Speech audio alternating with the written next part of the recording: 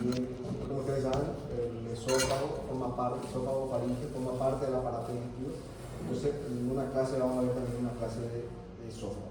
No todos los órganos están en el abdomen. Pero básicamente nos vamos a concentrar en este capítulo en lo que es la parte abdominal. ¿Cuáles son las diferentes técnicas? ¿No? Siempre nos basamos en lo que es radiografía, ecografía, tomografía y resonancia. Esos son nuestros principales armamentos. Vamos a comenzar un poco con la radiografía. La radiografía es lo que solemos pedir, ¿verdad? La radiografía simple es el par radiológico, así como en el tórax tenemos la radiografía posterior, anterior y lateral. En el abdomen lo que solemos hacer es también solicitar el par radiológico, que es la radiografía de cúbito y de pie, o sea, el paciente estando acostado y el paciente estando parado. Tenemos dos imágenes, ¿verdad?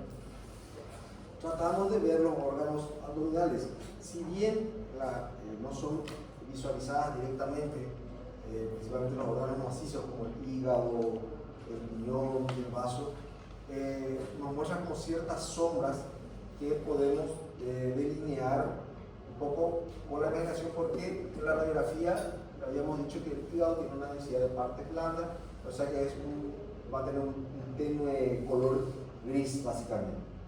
La vesícula biliar, que tiene líquido, no lo vamos a ver así directamente como lo vemos con la ecografía o con la resonancia magnética, pero en algunos casos cuando tienen litiasis, cálculos, y esos cálculos son de calcio, entonces ahí sí van a ser visibles en una radiografía simple. Lo que analizamos principalmente analizamos en una radiografía cómo está la distribución de los gases abdominales. Nosotros vamos a tener gases a nivel del tubo digestivo, ¿verdad? En el estómago, en las asas delgadas, en el colon, cómo es esa distribución, si hay o no dilatación, si hay o no niveles hidradero. Este es un signo muy importante. Nivel hidradero significa agua hacia abajo y aire hacia arriba. Entonces, se dibuja como una línea recta, y eso es un signo directo de que no hay tránsito. Ese tránsito podría estar obstruido, no hay movimiento, no hay peristaltismo, ¿verdad? La vejiga, podemos ver la sombra de la vejiga en algunos casos, principalmente cuando está bien llena de orina, ¿verdad? Y el otro signo es la presencia de aire. El aire normalmente tiene que estar dentro del tubo digestivo. Cuando está afuera del tubo digestivo, vamos a ver aire en cavidad, ya sea peritoneal o ya sea intra o extraperitoneal. Ese es un signo que se conoce como neuroperitoneo, es un signo muy importante, porque quiere decir que algo pasó con esa víscera hueca. Y decimos víscera hueca también a todo lo que es estómago, intestino delgado, intestino grueso. Pudo haber perforado, entonces deja pasar el aire normalmente dentro del intestino hacia la cavidad abdominal. La presencia de masas, puedo inferir con una radiografía, viendo áreas con densidad de partes blandas, viendo desplazamiento de las masas hacia la derecha, hacia la izquierda, independientemente de dónde esté la masa abdominal. Esta es una radiografía simple de abdomen. Tenemos cuadrantes, ¿verdad? Superiores, inferiores, y más o menos podemos inferir hacia la derecha, voy a tener la sombra del hígado, la sombra renal derecha, la sombra renal izquierda. Acá estaría más o menos proyectándose lo que es el vaso. Las sombras del psoas son estas líneas. Esto sería el psoas. Se ve como una densidad gris que se abre a ambos lados de la columna, ¿verdad? Acá, esto sería el aire que está a nivel de la ampolla rectal. Básicamente esto es un poco de imaginación, un poco de ubicarse de acuerdo a dónde más o menos están situados los órganos. Entonces, esto sería la sombra renal. ¿Están pudiendo identificar? Voy a ver un poquito poquito más gris. En relación a esto, acá estaría el ciego. El ciego puede tener aire, puede tener aire o líquido. Y cuando hay aire va a aparecer negro. Esto es lo más frecuente, que la ampolla rectal, que va a haber aire, se proyecta a nivel de la pelvis. Y por supuesto las estructuras óseas, los cuerpos vertebrales, los huesos ilíacos, los arcos costales, las costillas flotantes, la 11 y la 12, que generalmente se dejan ver en una radiografía de abdomen. Ya en este caso, la misma cosa, otra radiografía simple de abdomen. Veo acá la sombra del hígado, la sombra renal izquierda, la sombra renal derecha, los psoas que se abren a ambos lados, y se proyectan sobre el riñón estas pequeñas imágenes de densidades cálcicas, que si yo tengo calcio proyectándose en el riñón, lo primero que voy a pensar es una patología muy frecuente, que me da mucho dolor, se conoce como cólico renolateral, dolor absurdo, que son el dolor causado por los cálculos renales. Es una patología bastante frecuente que podemos encontrar y que tenemos que estar atentos cuando le hacemos la radiografía a un paciente, principalmente por dolor abdominal, por cólicos. El renolateral es un dolor que viene de la fosa lumbar y irradia de afuera hacia adentro y de arriba hacia abajo. Un dolor típico relatado por el paciente. Alguien aquí ya tuvo algún cólico, ahí debe aparecer aquí. ¿Sabe que dicen que es igual parecido al dolor de un parto? Algunas dicen que era peor, ¿verdad? Entonces ya se imaginan cómo puede doler eso. Y salió solo, con mucha agua. Entonces esa es básicamente la radiografía simple. No voy a volver a repetir, la clase más o menos va a ser bastante monótona, se repite varias veces estos puntos, pero de diferentes formas de vista. Por otro lado tenemos los estudios contrastados del tubo digestivo. Como su nombre le dice, ¿qué es lo que voy a hacer? Voy a darle de tomar contraste, o voy a inyectar contraste al tubo digestivo para tratar de ver las asas intestinales, para tratar de estudiar las asas intestinales. ¿Cómo lo hago eso? Utilizando mi contraste. ¿Se acuerdan que habíamos visto contrastes negativos y positivos, ¿verdad?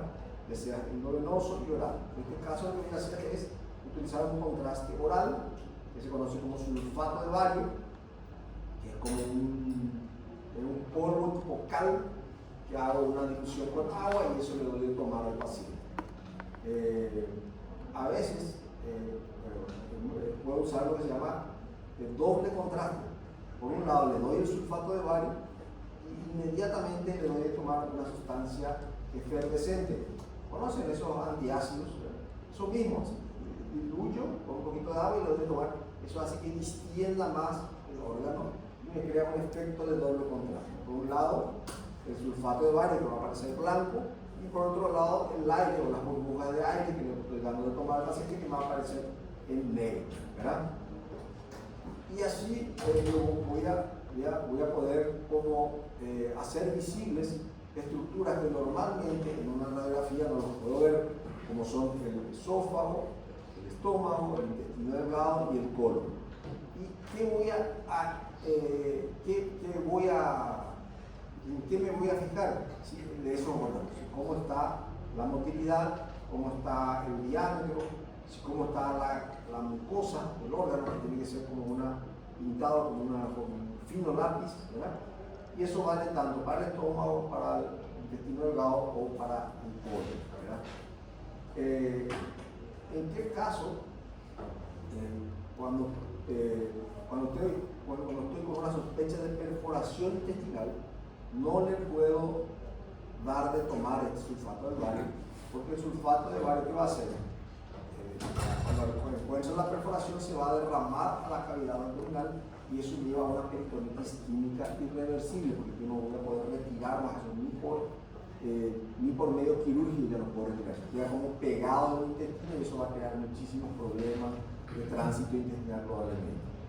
Entonces, cuando yo estoy con un paciente con sospecha de perforación, tengo que utilizar otro contraste, que es el contraste iodado hidrosoluble.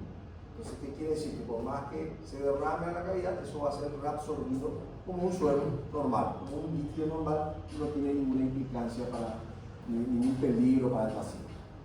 Entonces, pregunta concreta de examen: en caso de sospecha de perforación intestinal, ¿qué tipo de contraste oral usted usaría? ¿Iodado o sulfato de bario? La respuesta es iodado hidrosoluble. Perfecto. Y el motivo es porque el sulfato de bario va a producir una peritonitis química. En tanto, el iodado, como su nombre lo dice, es reabsorbido y no tiene ninguna implicancia para el paciente. ¿Cómo se hacen estos estudios? Acá están viendo la columna cervical y esto es parte del tórax. Se le puede hacer parado o acostado y se le ladea al paciente, lo que lo llamamos como oblicuos, a la izquierda, a la derecha o en posición lateral. Si estoy a nivel del tórax, yo le doy de tomar el sulfato de bario. ¿Qué órgano es el que estoy viendo acá? El esófago, ¿verdad? Está viendo el esófago, que sería la parte de la faringe, y cómo el contraste va pasando por los diferentes segmentos del esófago y más abajo va a llegar al estómago, ¿verdad? Entonces, esto es lo que yo consigo cuando le estoy dando de tomar el contraste oral a este paciente. Y acá voy a analizar cómo está la motilidad, cómo si está dilatado o no, si hay un tumor, si hay divertículos, si hay procesos infecciosos, inflamatorios. Todo eso yo puedo ir haciendo esos diferentes diagnósticos. Entonces, cuando me voy más abajo, ¿verdad? Y doy de tomar contraste a nivel del abdomen, si me va a pintar lo que sabemos, esto sería ¿qué órgano sería? Después del esófago, ¿qué viene? ¿A dónde pasan los alimentos? El estómago, con sus diferentes porciones, el fundus, el cuerpo, el antro, sería el duodeno con sus porciones, primera porción, segunda porción, tercera porción, cuarta porción del duodeno. Si yo continúo tomando radiografías en tiempos posteriores, ¿qué va a pasar de ese contraste? Va a pasar al intestino delgado, ¿verdad? Entonces, esto se conoce como radiografía contrastada de esófago. Esto de acá a la izquierda sería radiografía contrastada del estómago y el duodeno. Y si yo espero que continúe el tránsito normal, ¿qué se me van a pintar? Las asas intestinales, ¿verdad? Que son las asas yeyunales y las asas iliares, que son más distales, el yeyuno ilio, ¿sí? Y esto se conoce como tránsito intestinal. El estudio se llama tránsito intestinal. Se mide más o menos el tiempo que tarda en llegar el contraste hasta fosa ilíaca derecha, hasta el ciego. Hasta ahí entonces lo hago por vía oral. Le doy de tomar al paciente y estoy esperando que pasen los tiempos, ¿verdad? Acá tengo segundos. Le doy de tomar y ya tengo que hacer la radiografía. 3, 5 segundos tengo que estar haciendo las primeras placas. Acá puedo esperar un poco más, pero también no demasiado, un minuto máximo el contraste se queda en el estómago. Y acá tengo que esperar más o menos aproximadamente 2 horas hasta que todo el intestino sea rellenado por el contraste y el estudio termina cuando llega en fosa ilíaca derecha, ¿verdad? Puedo seguir tomando radiografías más tardías y se me va a pintar el colon, pero se me va a superponer con lo que queda con el contraste que queda residual a nivel intestino delgado, entonces no me va a dejar ver bien el colon. Existe sí un estudio de tiempo de tránsito colónico para saber en cuánto tiempo un paciente se va de cuerpo. Ustedes se imaginarán, esos estudios son muy útiles para pacientes que tienen constipación. Pero si yo quiero estudiar específicamente el colon, lo hago por vía retrógrada. ¿Qué significa eso? Yo coloco una cánula en el recto y inyecto el contraste vía retrógrada, tipo enema. ¿Me entienden? No le doy de tomar al paciente, le coloco en el ano una cánula y le inyecto contraste. Seguidamente le inyecto aire y genero el efecto de doble contraste. Entonces el contraste se va pegando por la pared del colon y el aire distiende la pared, se queda en el centro de la luz del colon y es lo que me genera el doble contraste. Acá puedo ver todas las porciones del colon. Entonces sería el recto, colon sigmoide, colon descendente, el ángulo esplénico, colon transverso, ángulo hepático, colon ascendente, ciego, inclusive acá puedo ver qué sería esta estructura que se rellenó de contraste. El apéndice secal. Perfecto. ¿Todo bien hasta ahí? Entonces normalmente por vía oral para ver esófago, estómago, duodeno y intestino delgado. Y por vía retrógrada para ver colon. Por vía rectal. ¿Está bien? ¿Alguna duda hasta ahí? Entonces vimos la radiografía simples del abdomen, vimos las radiografías contrastadas. Ahora la ecografía, ampliamente difundida, ¿verdad? Los estudios de ecografía del abdomen, ¿verdad? ¿Para qué me sirve? Para evaluar anatomía de las estructuras abdominales. Acá sí puedo ver los órganos macizos, que en la radiografía simple no lo podía ver, como son el hígado, el vaso, los riñones, la vejiga cuando está destituida. Puedo ver los vasos abdominales, la aorta, la vena cava. Lo que no muestra muy bien la ecografía son las asas intestinales, pero sí puedo ver bien los órganos macizos. Los órganos huecos, o sea, el tubo digestivo lo veo principalmente cuando están distendidos, cuando están patológicos. En una patología hay signos que me van a orientar a diferentes tipos de diagnósticos, ¿verdad? Puedo ver las estructuras vasculares como las arterias, tengo que hacer la evaluación de las paredes, de las asas intestinales, si están de espesor aumentadas, si están engrosadas, o si están dilatadas, haciendo la salvedad que no es el método de elección para evaluar el tubo digestivo, ¿verdad? Salvo algunas excepciones en las cuales la ecografía me ayuda mucho, y una de ellas es la hipertrofia del píloro. La hipertrofia del píloro es una enfermedad congénita. El lactante de 3-4 semanas vomita. Toma la leche, vomita. Toma la leche. ¿Y qué ocurre? El píloro está hipertrofiado y eso hace que la leche no pueda pasar al duodeno. Entonces, el chico está constante reflujo. Esta es una indicación precisa de ecografía, tiene unos signos en el cual se ve perfectamente el engrosamiento de la pared del píloro, se hace el diagnóstico y ese paciente tiene que ir a cirugía. Un poco más de 3-5 años, otra patología es la invaginación intestinal. También produce una obstrucción del intestino delgado. El paciente tiene síntomas de obstrucción intestinal y tiene también sangre por el recto, y se puede hacer el diagnóstico por ecografía. Hay un signo de la escarapela en el cual yo veo que una porción del intestino delgado se mete dentro del otro. La invaginación intestinal, como su nombre le dice, tenemos el tubo digestivo que es como una manguera, ¿verdad? Entonces, una parte de la manguera, la parte proximal, se mete dentro, como que se entran uno dentro del otro. Tengo dos tubos, ¿verdad? Y esta porción ingresa dentro del otro y me da como un signo de la escarapela, como varias paredes superpuestas, más la obstrucción intestinal que el paciente va a tener. Y por supuesto, el apendicitis, ¿verdad? El dolor caetrítico, fosfatemia acá derecha, lo cual tiene sus signos específicos por ecografía para hacer ese diagnóstico, ¿verdad? Algunas imágenes por ecografía. Acá, a nivel del hipocondrio derecho, veo parte del hígado y esta estructura que es una de las que más es fácil de ver por ecografía, que es la vesícula biliar.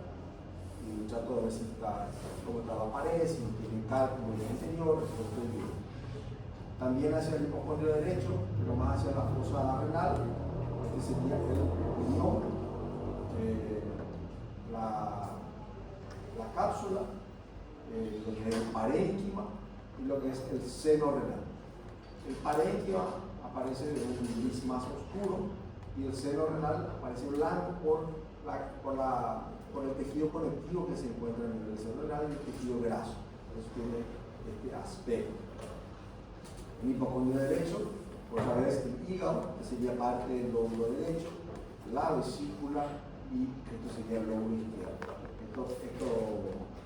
Esta fina línea blanca es su cápsula, o sea, su superficie, que también es muy importante para los signos, es muy importante ver que esta cápsula esté bien lineal, como pintada con un lápiz, que no sea irregular, porque si esto está un poco irregular ya me orienta a cierto tipo de patología. Entonces, si yo tengo, lo que primero analizo es si está normal. Si está normal, yo tranquilo. Lo anormal, antes de escribir, eso ya me va a orientar a diferentes tipos de diagnósticos. Con la ecografía nosotros tenemos lo que llamamos Doppler.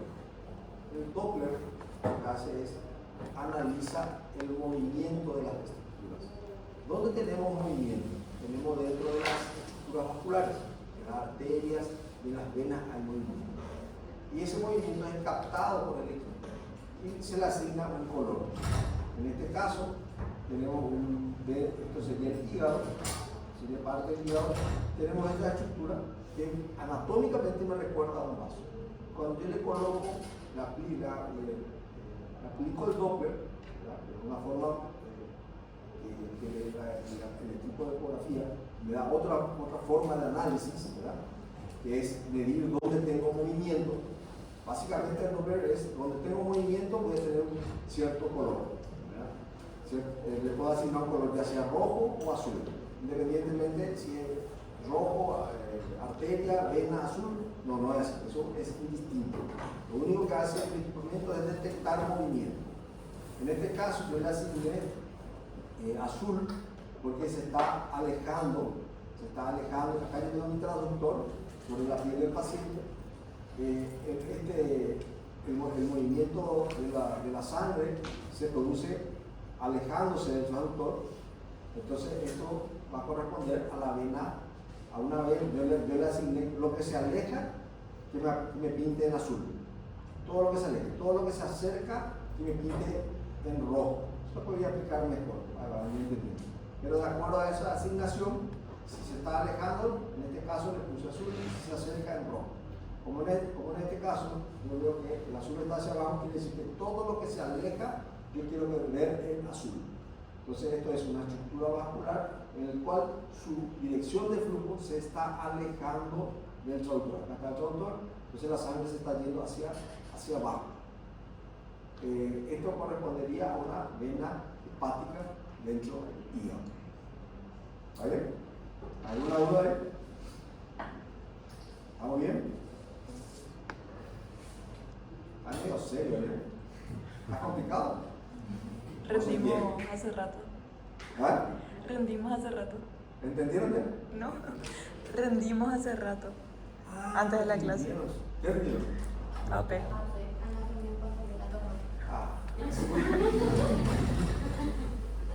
¿Qué tal les fue?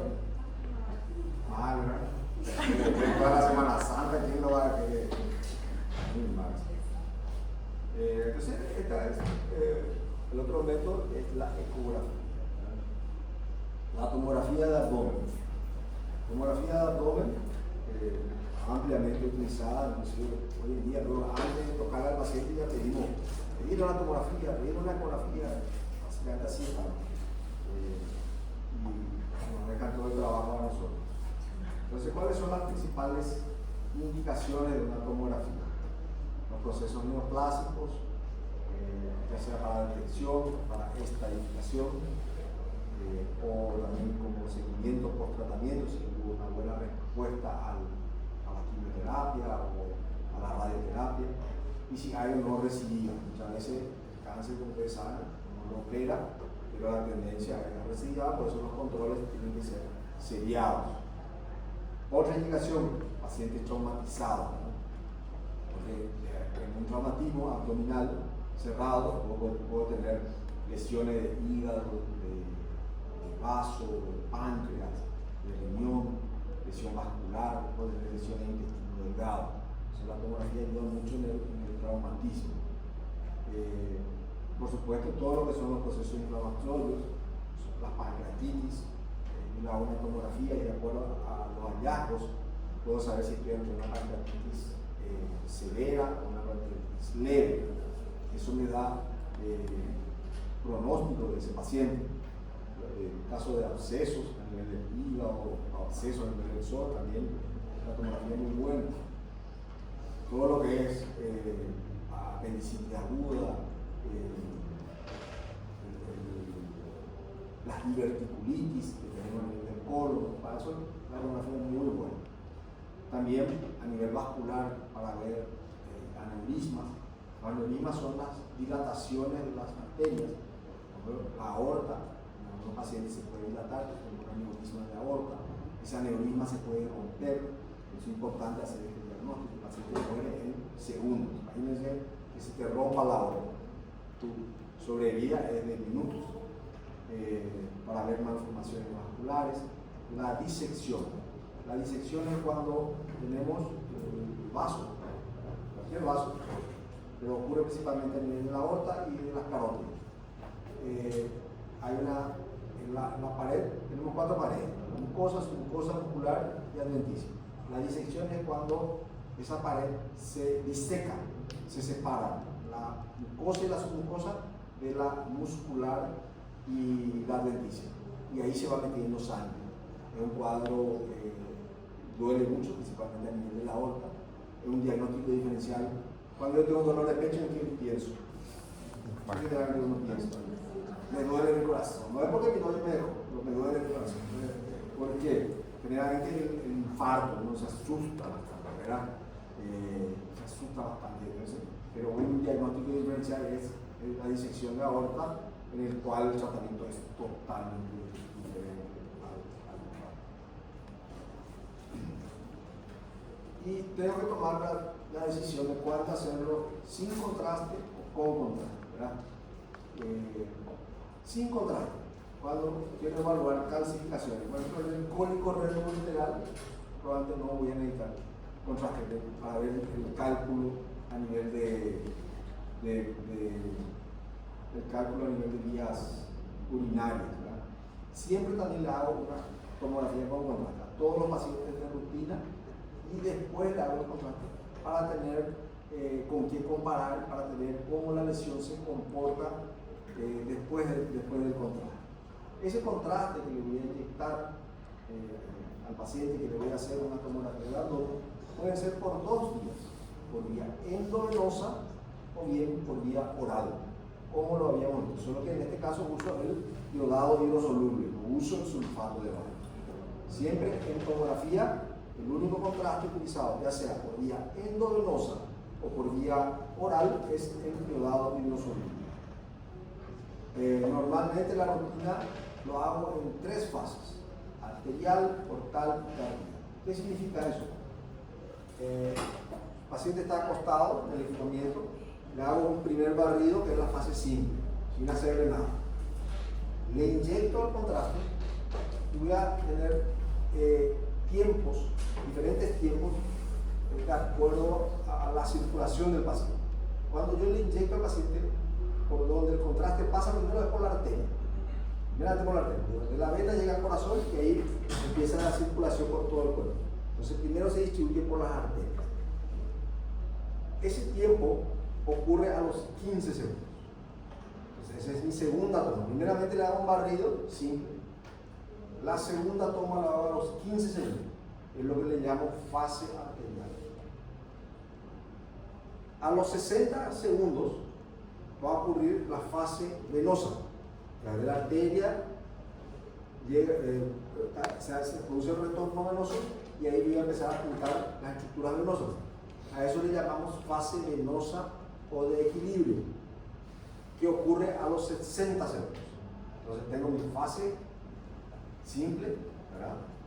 toda mi serie de imágenes de fase simple, toda mi serie de imágenes de fase arterial, toda la serie de imágenes de fase venosa. Si son a 60 imágenes cada uno, yo estoy teniendo 180 imágenes para mirar. Y la última es la fase tardía, que es la fase en la cual el contraste se distribuyó por todo el cuerpo y empieza a eliminarse.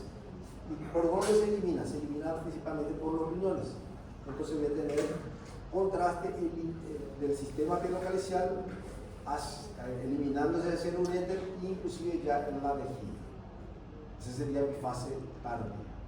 Entonces básicamente una tomografía de abdomen voy a tener 4 fases para ver: la fase simple, la arterial, la venosa y la tardía. ¿Está bien? ¿Y en qué casos voy a usar contraste oral? Cuando tengo una sospecha de una patología intestinal, enfermedad de Crohn, colitis ulcerativa, tumores intestinales. En ese caso me ayuda el contraste oral. Igual que la contrastada de tránsito intestinal, hago una dilución, le doy de tomar al paciente y espero unos 30, 40 minutos hasta que eso se distribuya a nivel del intestino delgado. Cuando no voy a usar contraste oral, principalmente en el abdomen agudo, cuando estoy con sospecha de apendicitis, de diverticulitis, eso no necesito hacer ese contraste oral. Y cuando tengo también sospecha de perforación, tampoco está indicado el contraste oral. Por más que sí lo hago, ¿verdad? Yo no tenía esa idea, que estaba perforado el intestino y veo que el contraste se derrama a la cavidad, no pasa nada porque eso va a ser reabsorbido sin ninguna implicancia para el paciente. Lo que tengo que hacer es observar las imágenes, tratar de encontrar las lesiones. Esas lesiones pueden ser focales, difusas, únicas o múltiples. Tengo que describir cuál es su tamaño, en qué órgano están localizados, cómo están delimitadas esas lesiones, cuál es la densidad que tienen, si son hiperdensas, iso o hipodensas. Esta es la terminología que usamos en la tomografía, y cómo se comporta esa lesión con el contraste. Si capta contraste, si lo hace en forma temprana, en fase arterial, si lo hace en la fase venosa o en la fase tardía. Todo esto, de acuerdo a cómo esa lesión se comporta con relación al tumor, me va a orientar a los diferentes tipos de diagnóstico. Estas son imágenes de tomografía con contraste. Siempre utilizo principalmente la fase mediastinal, porque tengo que ver órganos abdominales o en el caso del abdomen se le decimos ventana de partes blandas. Ventana de partes blandas yo uso para ver los órganos abdominales, no la ventana ósea, y además para ver lesiones a nivel del esqueleto. Entonces esto sería el hígado, este sería la aorta con su contraste. Como está muy bien delimitada y con mucho contraste, probablemente esto ocurrió durante la fase arterial, o sea, a los 15 segundos. Este sería ya la vena cava, acá tenemos el estómago, el vaso, y las imágenes van apareciendo de arriba hacia abajo. Si yo me posiciono un poquito más abajo, en este plano, la siguiente imagen, veo más parte del hígado, veo más parte del vaso. ¿Entienden estas imágenes? Este sería la vena cava, esto la aorta. Si voy más abajo, ahí van apareciendo las diferentes estructuras. Miren cómo el vaso se elimina perfectamente, el hígado bien delineado, su lóbulo derecho, su lóbulo izquierdo, y estas son, como se hizo con contraste luminoso, puedo ver las estructuras vasculares intrahepáticas, la vena porta, principalmente los vasos portales, y las venas hepáticas, dependen de qué fase estén. Aquí ya empieza a aparecer un poquito de lo que son los polos superiores de los riñones. Si yo voy a un plano más inferior todavía, ¿sí? Lo que estoy haciendo es estoy viajando de arriba hacia abajo, y van apareciendo los diferentes órganos, ¿verdad? En la siguiente imagen ya veo mejor los riñones, siempre en un plano axial, siempre en plano axial. Acá no estoy en ninguna reconstrucción. Este sería el riñón derecho, el riñón izquierdo, su parénquima renal, el seno renal en el centro, y acá empieza a aparecer una nueva estructura que correspondería a la cola del páncreas. Y estas son las asas intestinales que tienen contenido y tienen aire. Lo negro es aire. ¿Sí? Bien, mejor el riñón. Estas son las estructuras vasculares. Probablemente estos son ramos portales porque están a nivel del ilio hepático. Acá tengo todas las asas delgadas, tengo el hígado, las estructuras. ¿Sí?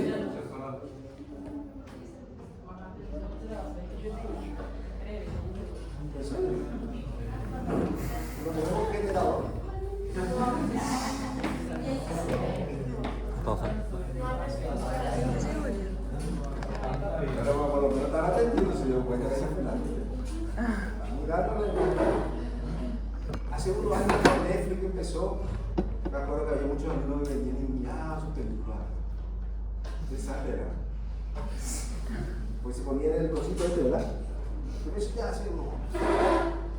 Netflix, ¿hace cuánto años empezó? Ahora ha aparecido el ¿Eh?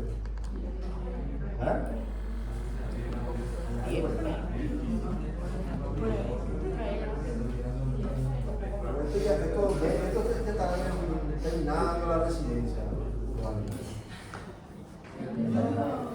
Me acuerdo, por allá se sentaban, ponían medían, Netflix atentamente. Porque no podía compartir con nosotros, ¿verdad?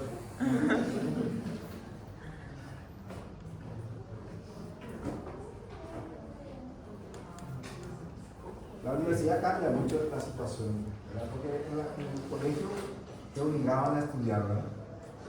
Y acá no están por tu cuenta. El día de mañana vos vas a aprender al paciente, ¿no? Nadie te va a estar ayudando, ¿no? Acá cada uno para sí, no para todo. Por más que nosotros hagamos el mejor esfuerzo, depende de cada uno, ¿no? Y a la enfermedad no se le engaña. Al paciente le puede engañar. Al paciente vos le vas a hablar bien, te vestir bien, hacer unos videos ahí en YouTube, ¿verdad? Y van a venir y te van a pagar la consulta. Pero cuando no tenés resultados, cuando no están mejorando, ahí no hay caso. Ahí no. A la enfermedad no le podés engañar. O sea que lo mejor que puedes hacer es tratar de ser un buen profesional. ¿Y cómo se consigue eso? Estudiando, trabajando. No hay muchas alternativas.